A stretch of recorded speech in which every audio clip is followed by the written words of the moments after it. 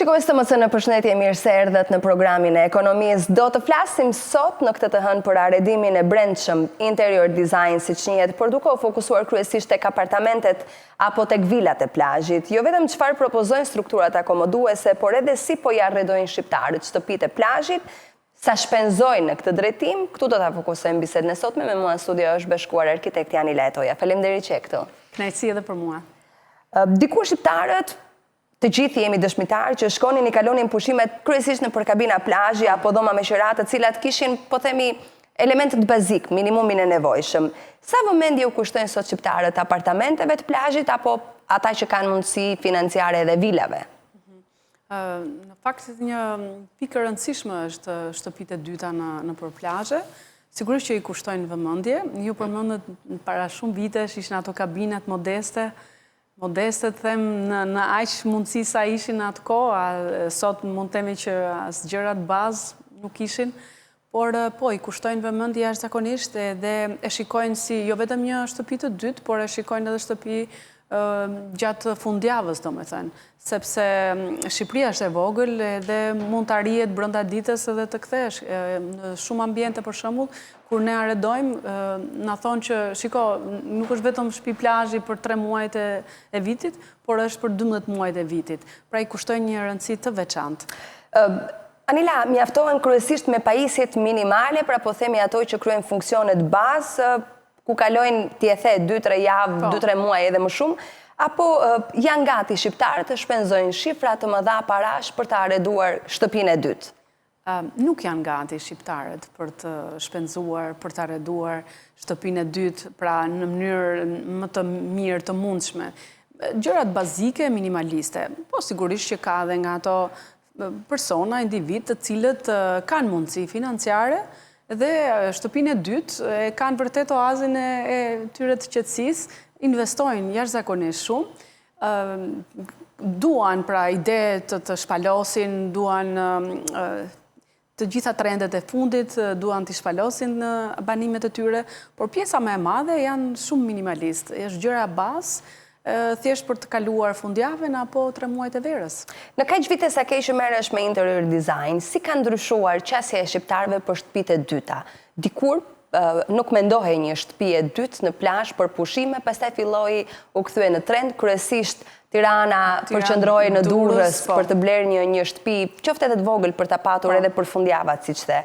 Si ka ndryshuar trendi, po dua ta kuptoj në shpenzimin e parave? Po, kurba ka ardhur duke u rritur normalisht.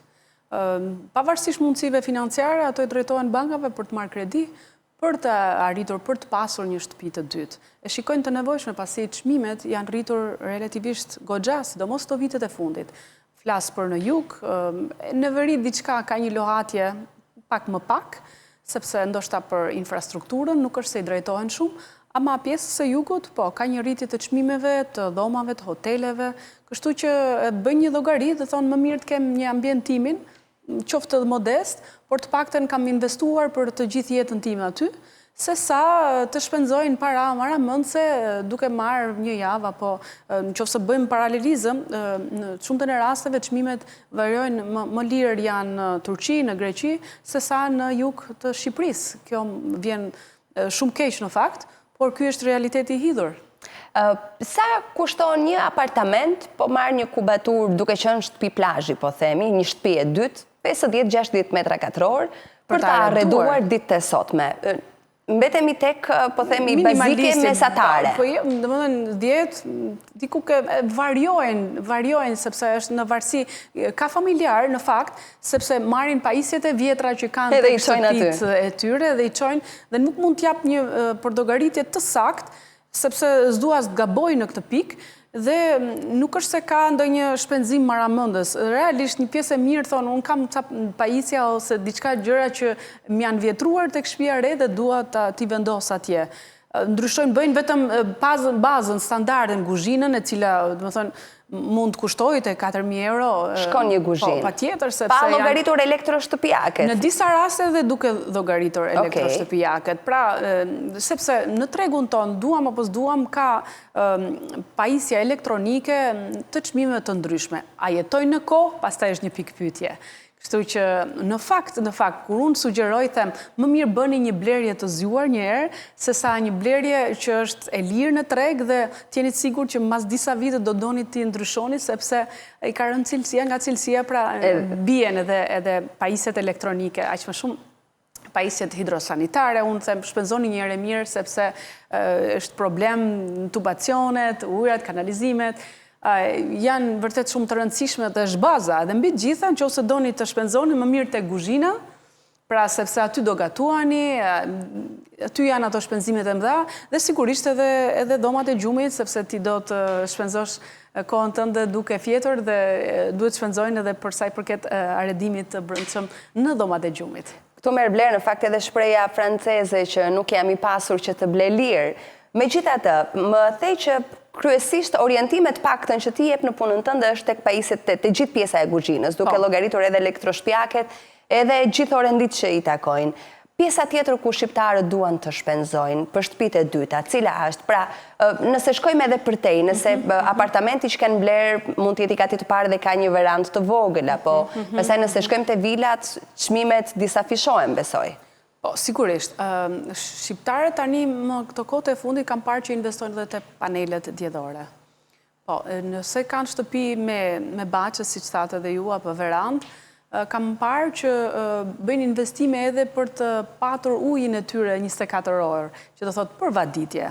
Ndërsa e theksoj shumë këtë, e kam thënë dhe vazhdoj ta them, sepse më vjen vërtet shumë keq që të përdorim ujin e pishëm për të bërë këto spërkatjet apo timeret për të vaditur baçën, verandën. Pra, është një zgjedhje e zgjuar edhe kjo, pavarësisht që ka një kosto në fillim. Por me kalimin e kohës edhe ato janë në dieni që po ja vlen, është një shpenzim që ja vlen, panelet diellore gjithashtu. Dhe investimet të tjera pastaj është në varësi edhe të buxhetit edhe të gjithë, sigurisht që të gjithë duan të kenë një të investojnë apo të shpenzojnë, por në bazë të financave që ato kanë, është normale. Arredimi i një vile është i kushtueshëm në vendin ton? Në krahasim me vendet tjera? Në krahasim me një apartament, po pse jo, duke bërë dhe një krahasim me vendet e rajonit, do më pëlqen të ta dija. Po, patjetër.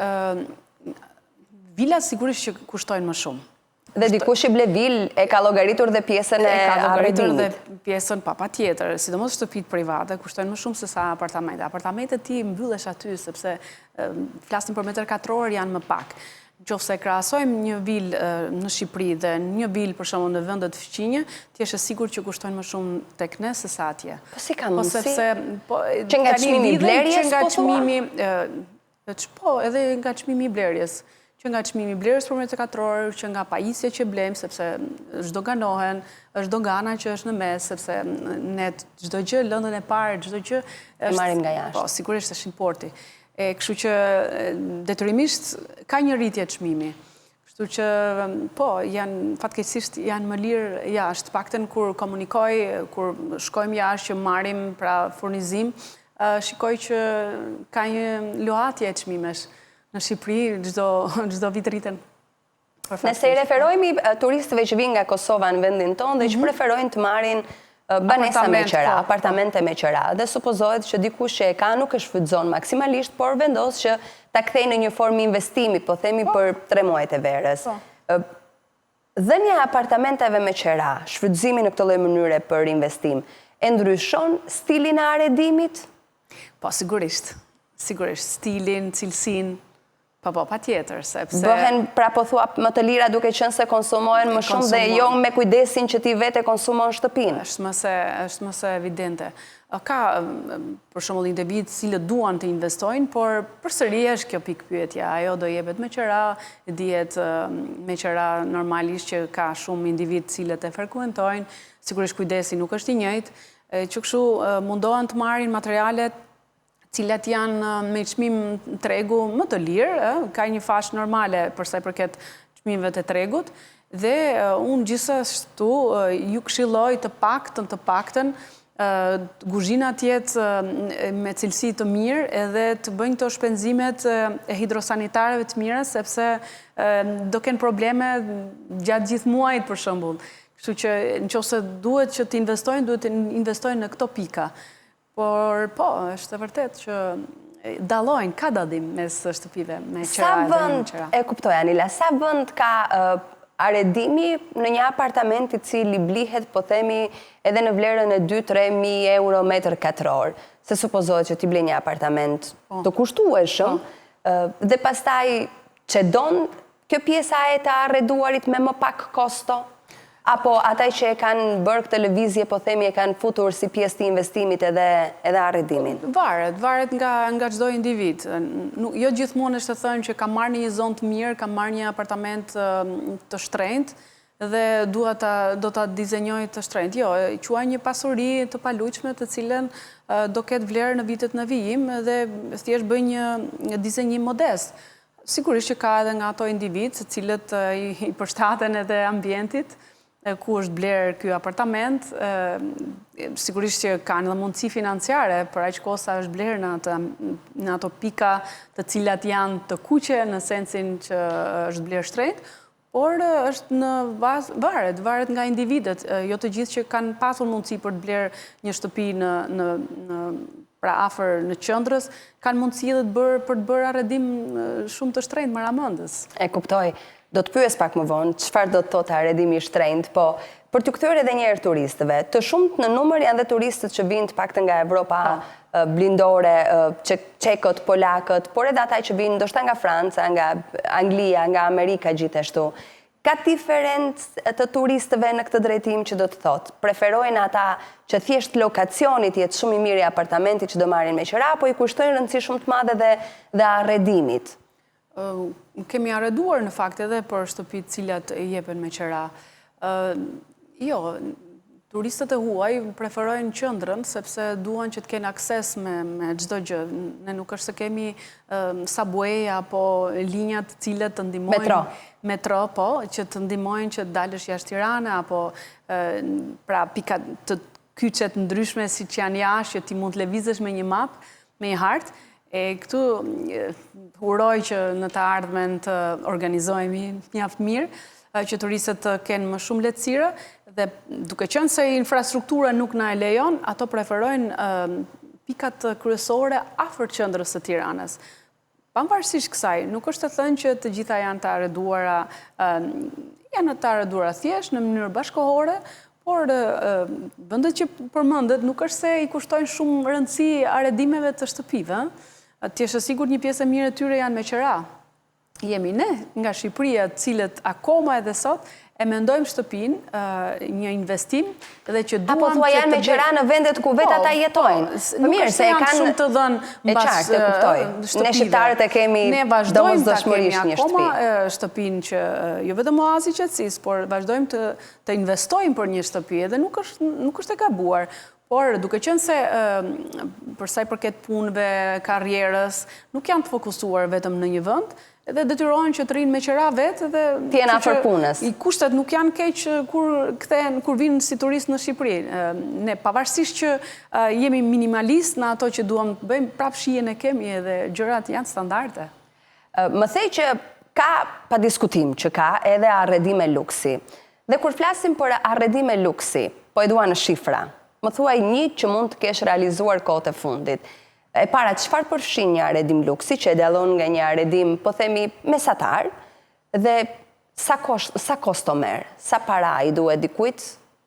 Shiko, arredimet e luksit, me të drejtën, nuk është se më karastis... Për ta bërë pak më të prekshme ne që nuk I kemi luksi. Shiko, unë e di sepse unë merrem me këtë fushë. Ama arredime luksi nuk më është dhënë mundësia, sepse personat që kanë mundësi financiare për të bërë një ambient luksi, ti je sigur që arkitektët vinë nga jashtë. Po pse kjo mendësi? Po sepse ne kemi arkitektë shumë të mirë, patjetër. Po sepse është edhe kjo tjetra që duke qenë se bazën materiale e marrin jashtë, dhe I ofrojnë një arkitekt jashtë që brenda të gjithë materialet që kanë blerë, ofrojnë edhe arkitektin, siç ofrojmë edhe ne në vendin tonë, qofse vazhdon se nuk duat përmend emra, ato të japin edhe arkitektin, madje të rimodelojnë shtëpinë, të japin një DVD me program në AutoCAD dhe më 3D dhe të tonë që këto materiale shkojnë këtu, po, të ofrojnë edhe arkitektin. Duke qenë se kanë mundësi financiare, arkitekti vjen nga jashtë, sepse ai ka marrë të gjitha pajisjet në një X firmë, dhe është për mëse arsye të normale. lidhjeve që ka arkitekti. Është mëse normale. Kur ti i dorëzon çelsat në dorë arkitektit në fillim të punës dhe pastaj kur ti i merr në fund punës pasi ke parë edhe po themi projektin në 3D të paraqitur nga arkitekti apo jo? Po, është edhe kjo mundësi. Po, është edhe kjo mundësi. Në rastin tim konkret, unë bashkëpunoj me klientin gjatë gjithë kohës. Të rrallë janë ato që të japin Chelsea apo të marrin, sepse duam të ndërhyjmë, ne ndonjëherë mendojmë si i dim të gjitha edhe ndërhyjmë në shumë. Të ndihet pak dora jonë edhe në arredim. Po, sigurisht në punën time ne gjatë gjithë kohës marrim mendimin edhe të klientit, është mëse normale, sepse ai do jetoj aty, pavarësisht që jep mendimet të sakta apo jo, prandaj jemi ne aty. E qartë. Ama për persona që kanë mundësi financiare që të bëjnë një shtëpi glamour moderne, pjesa më madhe janë me arkitekt të cilët ju a japin firmat që kanë bërë arredimin, pra materialet që kanë blerë që në dhoma e gjumit, apo të gjitha, çdo gjë. Sa mund të shkojmë, jep një shifër, Anila, plus minus?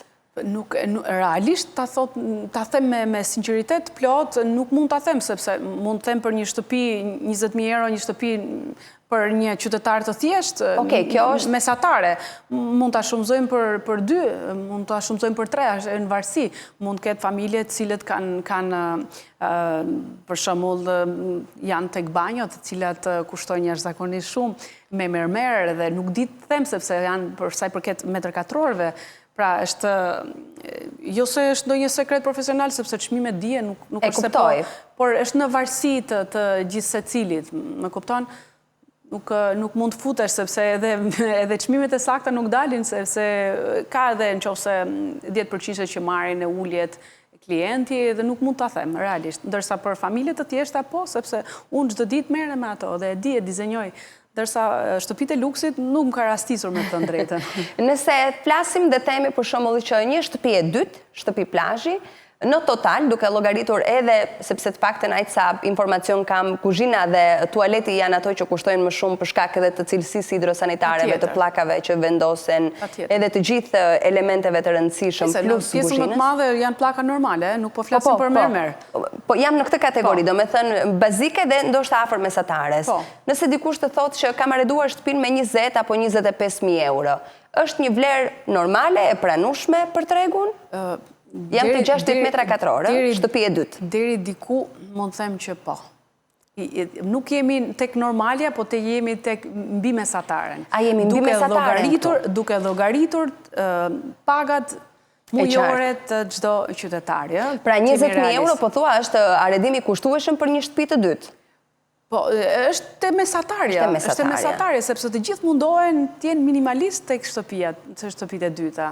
Sepse siç po thoja, përdorin materiale të cilat kanë mundësi, e quajnë investim vetëm blerjen madje në shumtën e rasteve, madje edhe herën e fundit e kemi diskutuar që investim quajnë vetëm blerjen e shtëpisë, nuk e llogarisin fare që po, nuk e llogarisin fare që shiko se kam edhe për ta mobiluar, se mendojnë ase do ta mbaroj me çfarë kemi diçka, por sigurisht që janë të informuar, e din pak a shumë se sa mund të shkoj.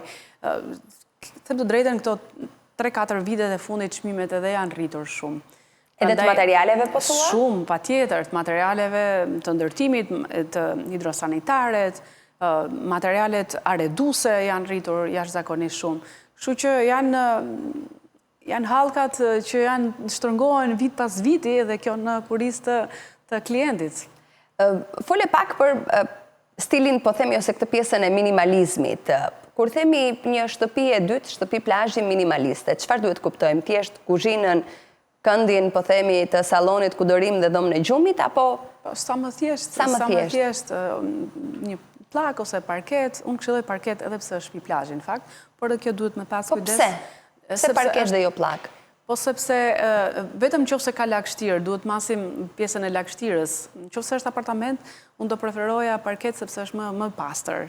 E ruan më mirë temperaturën e ambientit? E ruan shumë më mirë temperaturën. Plaka në qoftë se ti do të jetosh edhe në dimër është shumë eftoft, sidomos në kohën në Bregdet, ajo thith lagështirën është e lashtë. Detyrimisht. Dhe gjëja parë që ndodh nuk e kupton nga dyshemeja, por tek muret, ka lagështirë jashtëzakonisht shumë. Dhe jam e sigur që në teleshikuesi që po më dëgjojnë, pjesa më e madhe që kanë shtëpi në plazh e vuajnë këtë pjesën e lagështirës. Ka zgjidhje? Sigurisht që ka zgjidhje. Është izolimi që duhet maksimalisht, në fakt. Po kjo është kosto-shtes në momentin e investimit? Sigurisht që është kosto-shtes, sepse në kalimin e viteve ti e shikon që fillon ajo lagështira dhe jep edhe ndryshimet gjatë stinëve. Por sigurisht që është kosto-shtes është edhe pjesa persona që kanë në tarac, që kanë pallatet e fundit, pra, kati i fundit. Katet e fundit, po. Ai ndikohet nga lagështira, nga ngroja, domethënë është më eftoft, kështu që ai vetë duhet investoj sepse pallati dorëzohet pastaj për fat keq se ne, pavarësisht që kemi administrator, nuk është se merremi shumë për sa i përket investimeve ndër vite. Investimet më së shumti janë tek dritat, ashensori, kur ka, pra nuk e mendojnë thellësisht që shiko se këtu ka nevojë, duhet plus. Se nuk ndodh me ndërtimet e reja kjo, Anila, edhe pse është pak temë tjetër, po dua ta kuptoj. Me ndërtimet e reja të cilat janë, po themi pas 2019 edhe këte, a nuk janë të izoluar pallatet e rinj për të ruajtur ambientin e mbrëmshëm, temperaturën?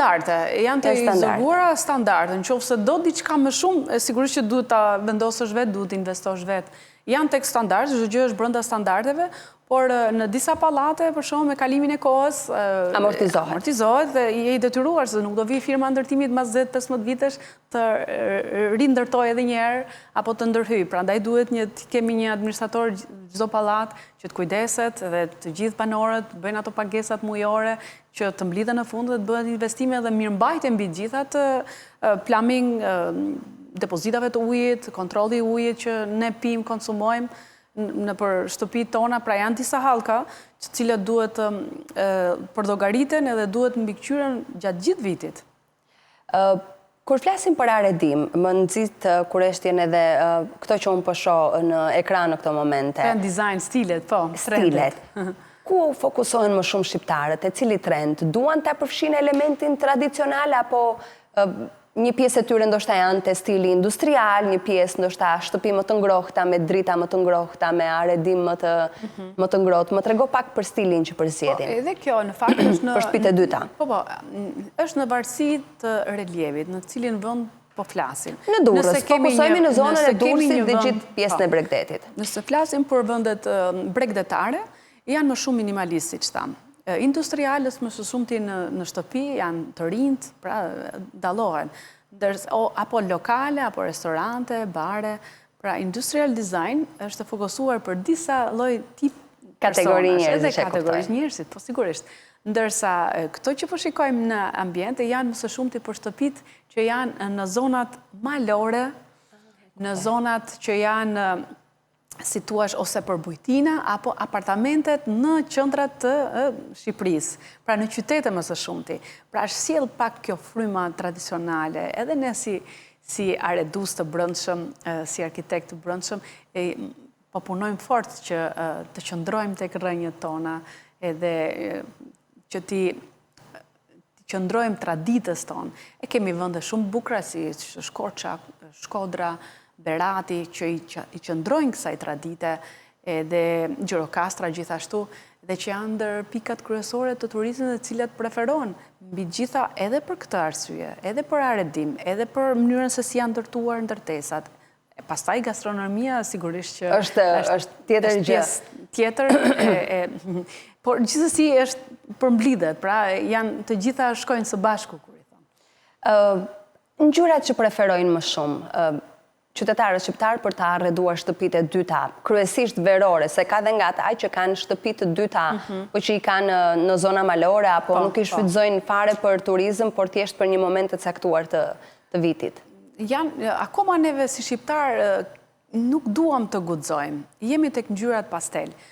Trendet që janë tani janë ngjyrat e forta siç i shikojmë. Këto që janë më pëlqen ti tregoj Sepse më pëlqen ngjyrat, dua që të fus ngjyrat tek pjesa. Ngjyrat, më fal që të ndërpres, ngjyrat pasteli referohesh ngjyrave të detit, blu, bojqelli? Janë këto ngjyrat monokromatik që vijnë për shembull nga e kaltër e lehtë në të kaltër më të theksuar. Dhe zakonisht janë kështu të arreduara shtëpitë e plazhit me idenë që jemi në shtëpi plazhi dhe të ketë më shumë blu në ambientet e brendshme, po. Janë, në pjesën më të madhe janë ose të kaltër të lehtë, ose ngjyrë perl, ose ngjyrat e tokës, po prapë monokrom, shumë të lehta.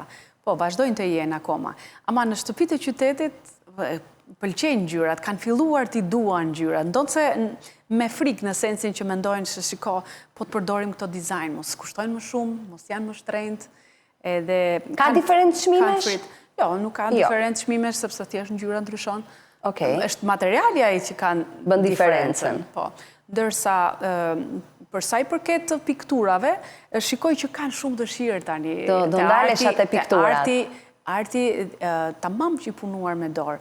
Jo pikturave të stampuara i ju ka rënë vlera, sepse nëse deri dje shikoni një punë të bërë vetë dhe thoni, po shiko se ka një kosto, me mirë shkoj e blej.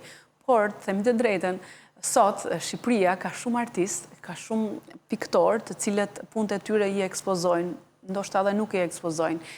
Teknologjia ka bërë punën e vetë që ekspozohen dhe qytetari shikon në ka më të rëndësishme apo më të thjesht që t'i shop online dhe pastaj dërgohet puna ose shkojnë tek një studio, sepse kostoja ka ardhur aty. E kuptoj. Për fat të keq për ne artistët, por për fat të mirë nga njëra anë, edhe pse ka treg, ka më shumë treg.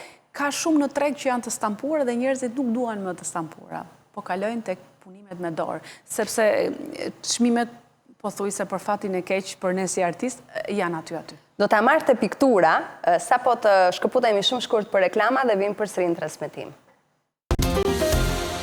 Po flasim për shtëpitë e dyta, kryesisht shtëpitë e plazhit edhe se sa kushton t'i arredosh, kemi mbritur me arkitekten Anila Etoja në një pikë shumë të rëndësishme. Shqiptarët të paktën vitet e fundit, po edhe më herët, pikturave u jep në një rëndësi shumë të veçantë. Duat ndalem tek pikturat që bëjnë profesionistët. Në shtëpitë e dyta, sa vlerë flas për ata që e kanë mbi mesatare, të ardhurat edhe dëshirën për investim. Sa vend zën pikturat? Zën një vend rëndësishëm, sidomos këto vitet e fundit. Edhe në vitet e komunizmit që kemi jetuar neve, shtëpit mbi mesatar, do thoshte gjithë njësoj kemi qenë. Jo, ka pasur ata që ishin... Ka pasur nivel... Kryetar komiteti, për shembull, që kishin... Të gjithë kanë patur punë të artistëve të mëdhenj, ti je sigurt për këtë. Punë të gjitha, s'ka pasur shtampime atje, ka pasur vetëm thjesht punime me artistëve dhe artistëve të mëdhenj madje. Po, dhe edhe sot e kësaj dite, po, i referohen punëve të artistëve. Të njohur apo jo? Këtë doja të dija, zgjedhin artist ose piktura që i blejnë për ankande jashtë, apo ka filluar ky trendi që i besojnë artistëve shqiptar në lidhje me një pikturë, dhe kur jem punat e piktura, klienti shfaq dëshirën se si e do pikturën, kombinuar dhe me ambientin ku do ta vendos, apo ja len siç unë ja kam lënë në dorë të lirë totalisht Anilës realizimin e një vepre, për shembull. Kënaqësi. Shiko, një pjesë e mirë, nëse flasim për këto shtëpitë e luksit, ti je sigurt që shkojnë në prankante dhe marrin punime të jashtëzakonshme. Maramënse. Janë të apasionuar në bazë punime artistike dhe e quajnë vërtet investim. Dhe është një investim. Një person që e di ka një uri e quajnë një investim dhe është.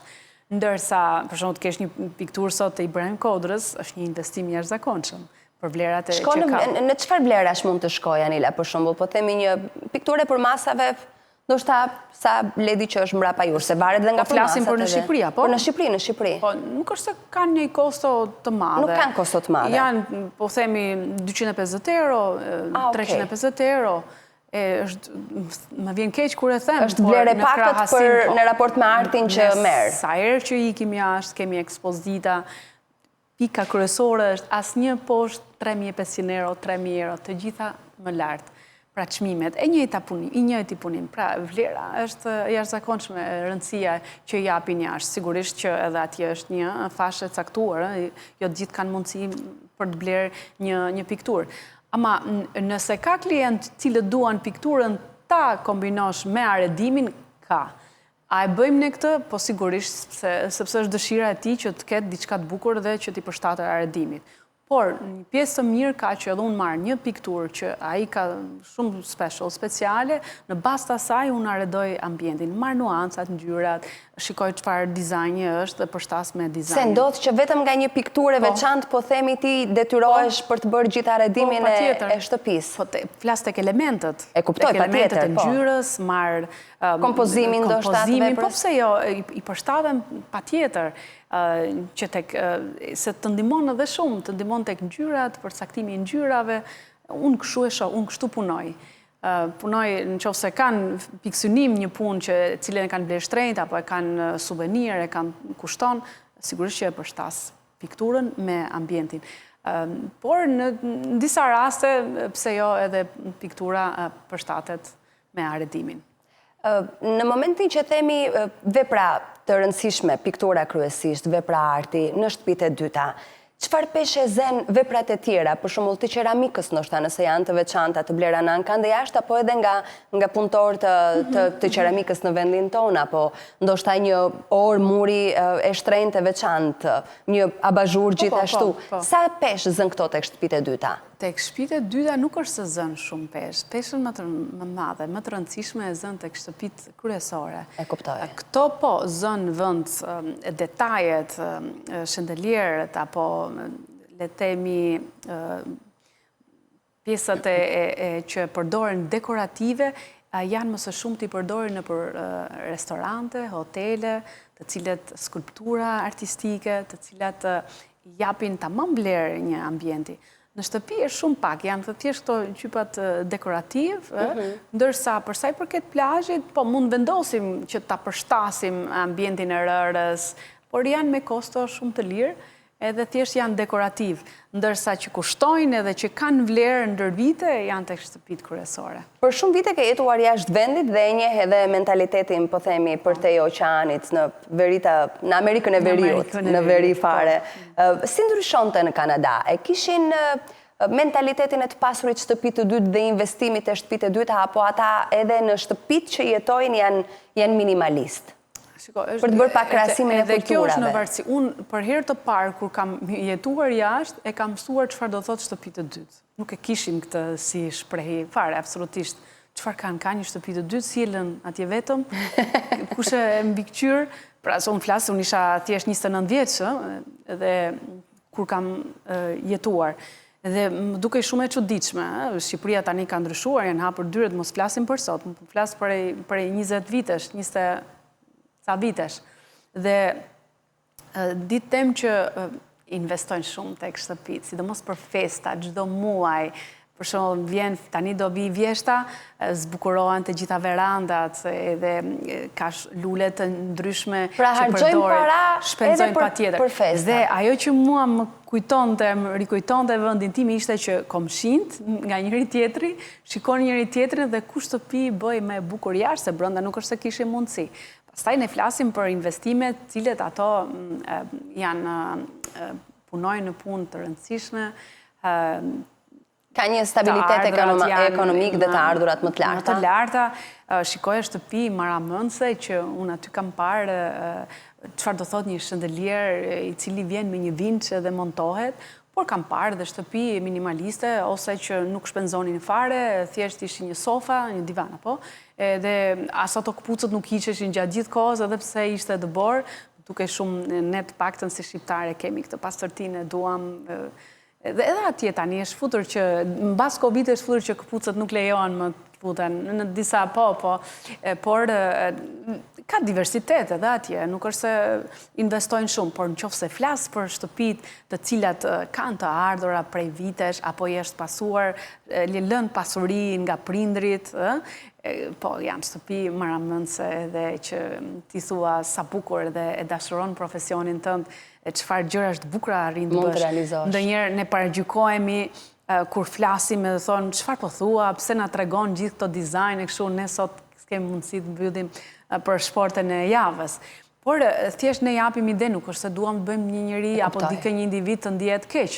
Por është mirë të marrësh informacion, pavarësisht që nuk ke mundësi. Kupton? Edhe unë kur shikoj atje dhe thosha këto dizajn unë mund t'i shoh në ëndra apo në revista, por pak nga pak ne shikojmë që edhe në Shqipëri këto dizajn kanë ardhur, një pjesë e vogël, por që është e prekshme. Kur vjen puna tek arredimi i shtëpive, të dyta kryesisht po jo vetëm, janë më dorë lëshuar zotrinjt dhe e lënë çdo gjë në dorë të arkitektit për të arreduar shtëpinë, apo janë zonjat ato të cilat mjafton të kenë diçka të bukur duke menduar që jo vetëm 3 muaj, po ndoshta edhe fundjavët mund t'i kalojnë aty me familjen edhe nuk kursehen në këtë drejtim. Janë zonjat. Zonjat. Kisha përshtypjen që zonjat ishin pak më të shtrënguara kur vjen puna këtu? Jo, absolutisht. Janë zonjat të cilat duan që të kenë atë oazin e qetësisë. Janë zonjat ato dhe burra shqiptarë e kanë kuptuar tamam atë shprehjen happy wife, happy life, në sensin që ja lënë në dorë zonjave, sigurisht. Shumë pak meshkuj kam parë që duan të ndërhyjnë për sa i përket arredimit. Duan atë, po, studion e tyre, në shumë të në raste, po, janë shumë strikt. Se janë ndarë dhe gjinit, duam apo s'duam ne nga natyra ndahen. Janë ato zonjat të cilat duan të ndryshimin, duan që të mos shpenzojnë shumë, duan që të kursejnë gjatë arredimit, pra duan të nxjerrin maksimumin e mundshëm brenda asaj kosto që kanë. Pra ndonjëherë edhe shpresojnë shumë edhe me një kosto relativisht jo të mirë, në sensin që nuk duan të shpenzojnë, ama pritshmëritë janë shumë të larta. Ke pasur raste gjatë punës, Anila, që të është lënë dorë e lirë, unë dua një shtëpi të dytë, apartament kryesisht, bëj çfarë të duash, mendoje si të duash, thjesht dua një gjë që të jetë e veçantë edhe kur të ndryshoj shtëpinë nga Tirana, po themi dhe të vit të ri 2 ditë në Bregdet, të ndjej diferencën. Po kam padur, po këto është një rreth i vogël që më njohin dhe e dinë se çfarë unë arrit të bëj. Dhe mund të jenë mikeshat mijat apo njerëz që më rrethojnë, ndërsa një individ sigurisht pa më njohur, pavarësisht që shikon punët apo ka parë punët e mia, normal që do jetë skeptik, edhe unë po t'jem, do jem skeptik.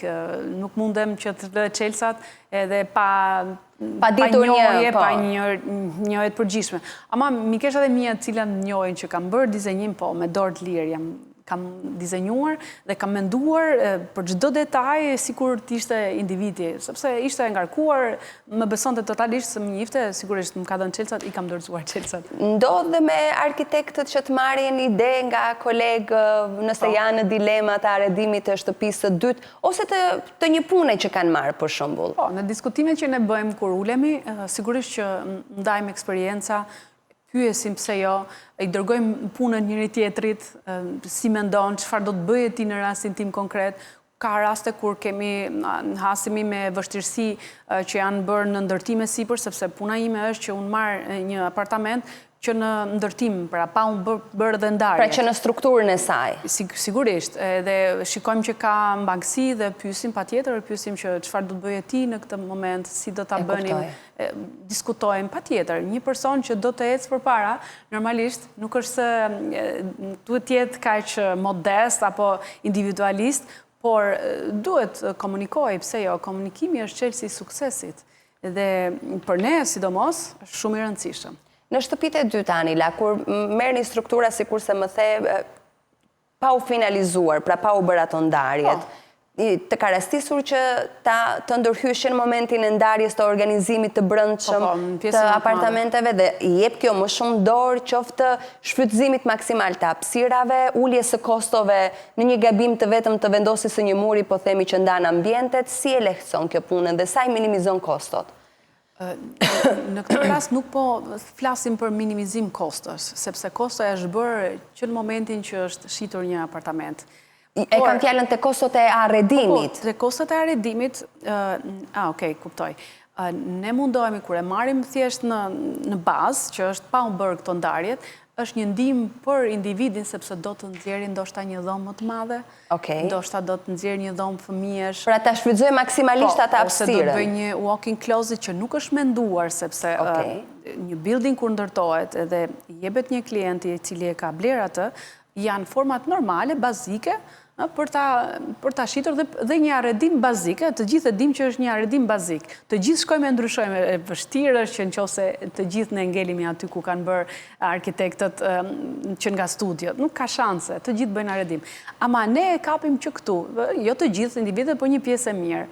Pra që fillojmë dhe duam një walking closes për shembull, bëjmë një spostim të murit, apo duam për shembull i fokusohemi ka personat që duan dhomën e gjumit të kenë më të madhe dhe ngushtojmë pak pjesës, sepse metër katror dhe aq janë, vetëm pjesët ndarse është. Dhe kjo nuk është se ka një kosto të madhe. Kostot të madhe mund të themi ka nëse ti do me bë ndërhyrje plus që do thot do vesh ngrohje, ftoje, qendrore, që janë plus nga firma që të është dorëzuar. Kupton, janë ca pjesë të tjera të cilat çdo individ i merr përsipër. Megjithatë, këto ndarje që ne sapo folëm, besoj e ndihmojnë edhe përveç arkitektin pa diskutim, po edhe qytetarin, se për shembull nëse mund të spostohet një mur, nuk është e nevojshme të blesh disa koltuk për ta sistemuar, po mund të bësh një kënd më të përshtatshëm që del me kosto ndoshta pak më të ulët, apo jo? Në bazë të ndarjeve të mureve, në bazë të asaj fillojmë dhe bëjmë modelimin, domethënë, dizenjojmë që në momentin që është marrë një objekt, merret metër katror, vendoset në projekt, vendoset në AutoCAD, fillohet të nxirë në 3D, pastaj bëhen këto ndarjet, sepse shpeshherë më thonë duhet ta hiq të murin ta vendos të murin, po nuk është aq e kollajt, nuk është si një telekomand që e zhvendos. Të gjitha pastaj verifikohen, maten në bazë të projektit që është nxjerrë në 3D. Atëherë fillojmë edhe bëjmë modifikime, ndryshimet. Si ndryshon qasja një të huaj i cili ka 2 shtëpi, një që jeton në Tiranë, dhe është rezident, po themi, në Shqipëri, dhe një të dytë, një shtëpi plazhi të dytë, krahasuar me një shqiptar që është në të njëjtat kushte. Çfarë kërkon më shumë ky huaj për shtëpinë e dytë krahasuar me një qytetar shqiptar? Po, shiko, mënyra jetesës e individëve nga jashtë ndryshon nga mënyra jetesës. Edhe pse jetojmë në të njëjtin vend, është çështje mentaliteti. Sigurisht. Nëse ne duam të investojmë shumë në apartamentet, po flas për Tiranë, nëse do të flas në qytet, ato përsëri ruajnë të njëjtat siç janë jashtë, madje edhe marrin materiale nga jashtë, flas për këto qilimat artistik tradicional, dhe ruajnë të njëjtën traditë edhe në shtëpitë e tyre brenda. Nëse janë minimalist jashtë, janë edhe këtu. Pra, shikon, duket ndryshimi. Duket ndryshimi vërtet se ka disa element, disa detaje që ti thua po, jam një shtëpi një personit huaj. Dallohet? Përveç energjisë, dallohet? Dallohet sepse sjellin elemente të tyre. Të njëjtën gjë besoj bëjnë edhe për shtëpitë e dyta? Edhe shtëpitë e dyta, sa më thjesht. Shikon atje këto verandë të thjesht, me materiale bambu, i mshojnë fort materiale të riciklueshme, që mos dëmtojnë shëndetin, janë shumë të fiksuar me sustainable design, sepse ashtu janë rritur, në atë mënyrë janë rritur. Ne, këto vitet e fundit, kemi ardhur në le të themi në tematikën e ditës e shekullit që është sustainable design, se si të përdorim material, si të ruajmë ujin, energjin, ishte para shumë vitesh. Sot, ndërsa ndër vite, unë kur kam studiuar, para 20 vitesh andej, shikoja sustainable design, çfarë do thotë, thoja me vete, çfarë është sustainable design? Si u ruka uji, si ruhet uji, apo si ruhet energjia. Pra, ka materialet të tjera ndihmëse, i kushtojnë shumë vëmendje natyrës, e mbrojnë shumë natyrën, se në fund të ditës jemi ne që po dëmtojmë natyrën, s'po na dëmton natyra neve. Kështu që përkrahin shumë materiale të riciklueshme, çfarë do ndodh me këtë plastikën, a është dëmshëm për shëndetin. Pra ne tani po njihemi me këto fenomen, nëse mund ta them. Ama pjesa e huajve e njihnin prej kohësh, jo si sot ne. Kështu që prandaj ne japim informacion që të shkojë tek teleshikuesit, tek njerëzit e thjeshtë, që mos të marrë një material thjesht është i bukur, por në radhë të parë të shikojë ky material është i dëmshëm për shëndetin, kjo bojë që po përdorim ndonë se është e bukur, është e shëndetshme për fëmijët, nëse kemi edhe qoftë edhe pemët dekorative apo pemët natyrale, a janë të dëmshme për shëndetin ton apo të fëmijëve, kështu që të gjithë këto element duhet marrin parasysh. Nuk i japim rëndësi, por unë mendoj që ka ardhur momenti që t'i japim rëndësi. Faleminderit shumë Anila, që ishë në studio dhe për gjitha këshillat edhe opinionet. Nëjsi edhe për mua. Ne këtu kemi mbritur në fund, ndërkohë bashkë do të qemi në lajmet orës 19 deri atëherë mirupafshim.